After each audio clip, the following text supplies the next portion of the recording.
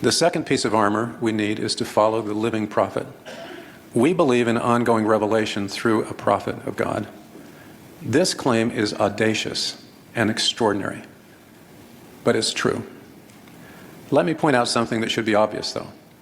In the Church of Jesus Christ of Latter-day Saints, we worship Jesus Christ. He's the head of the church. Joseph Smith said, "The fundamental principles of our religion are the testimony of the apostles and prophets concerning Jesus Christ, that he died, was buried, and rose again the third day, and ascended into heaven. And all other things which pertain to our religion are only appendages to it."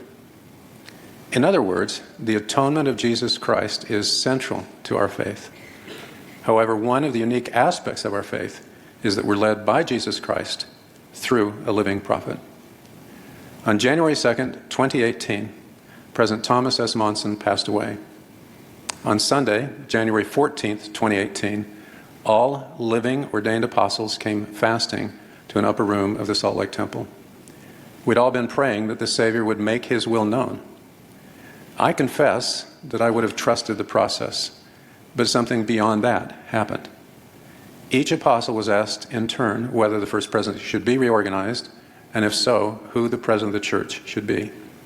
It was unanimous that the First Presidency should be reorganized, and that President Russell M. Nelson would be the President. We all felt that that was the mind and will of the Savior. A chair was placed in the middle of the room. President Nelson sat in the chair, and the remaining apostles each placed his right hand on President Nelson's head and the other hand on the shoulder of the apostle next to him. Then Elder Dallin H. Oaks, who was acting as voice, began setting apart and ordaining President Nelson as the President of the Church. As he began, Russell Marion Nelson. As he said that, I felt an overwhelming spiritual confirmation of joy and peace. It filled me from head to toe.